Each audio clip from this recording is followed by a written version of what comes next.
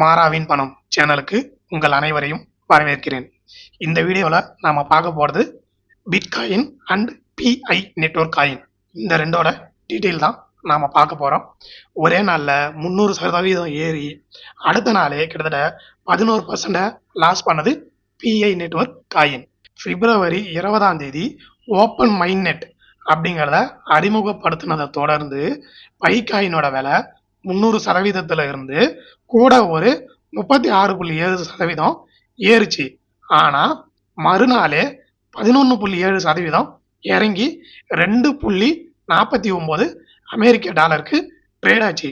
இதுக்கு காரணம் ட்ரம்போட வரி கொள்கை தான் அப்படின்னு பல பேர் சொல்றாங்க. இன்னைக்கு காலையில பிட்காயினோட விலையும் லாஸ்ல போயிருக்கு.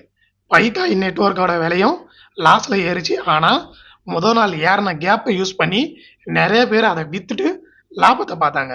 அதுவும் ஒரு காரணம், ட்ரம்போட ரூல்ஸும் ஒரு காரணம். பைகாயினோட விலை இறங்குனது. $80,000 கீழே பிட்காயினோட விலை இறங்கிடுச்சு. இதுக்கும் காரணம் அவருடைய வரி கொள்கை தானா அப்படிங்கிறது ஒரு சந்தேகத்துல இருக்குது. பங்கு சந்தை தான் சரிவில் இருக்குது அப்படின்னு பார்த்தோம்னாக்கா இவருடைய வரி கொள்கையால பிட்காயின் பைகாயின் எல்லாமே விலை இறங்கினாகுது. ஆக மொத்தம் ஒரு உழுக்காம விடமாட்டாரு பொழுது இவரு.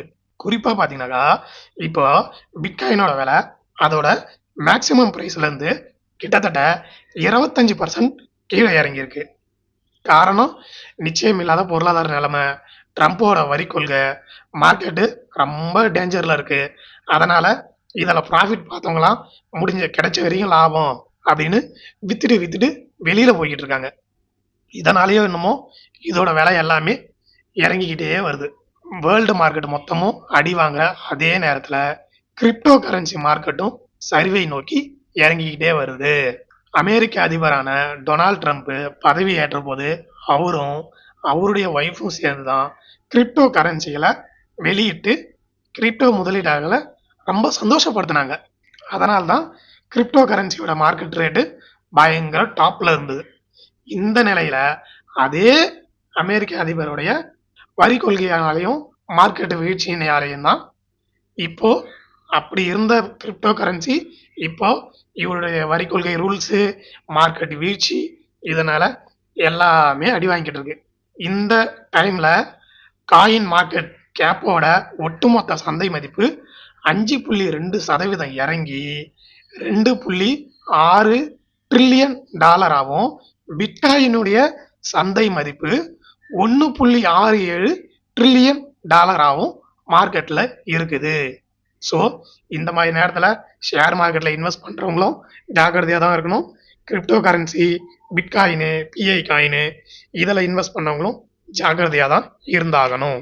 ஸோ இந்த மாதிரி நேரத்தில் எல்லாருக்கும் பெனிஃபிட் கொடுக்குற ஒரு காயின் என்ன தெரியுமா? Gold coin.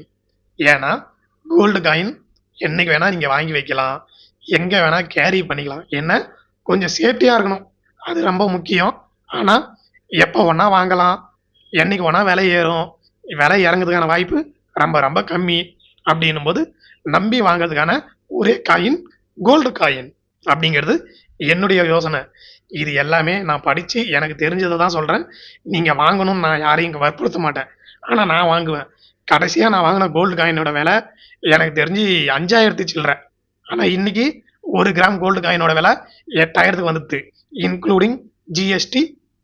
ஸோ அப்ப பாருங்க, சும்மா இருக்கிற காயினோட விலை எனக்கு 3,000 ஏறி இருக்கு. சரி, ஓகே, இன்னைக்கு 8,000 இருக்கு. நான் இன்னைக்கு ஒரு கோல்டு காயின் வாங்குறேன். இன்னும் ஒரு இயர் கழிச்சு அது ஒரு 2,000 ஏறிதுன்னு வச்சுங்களேன். அப்பயும் அந்த கோல்டு காயின் சும்மா தான் இருக்கும். ஆனா எனக்கு 2,000 ஏறி இருக்கும். நான் வித்துனாக்கா எனக்கு 2,000 லாபம் தான் கிடைக்கும். ஸோ பிட்காயின்லையும் பிஐ காயின்லையும் வாங்குறதுக்கு பதிலாக நான் கோல்டு காயினாக வாங்கிட்டு அமைதியாக ஜாலியாக இருக்கலாம் அப்படிங்கிறது என்னுடைய கருத்து. நீங்கள் எப்படி இன்வெஸ்ட் பண்ணுறீங்க, எப்படி வாங்குறீங்கன்றதையும் முடிஞ்சா கமெண்ட்ல சொல்லுங்க, நானும் பார்த்து தெரிஞ்சுக்கிறேன். என்றும் அன்புடன் உங்கள் MK. நன்றி, வணக்கம்.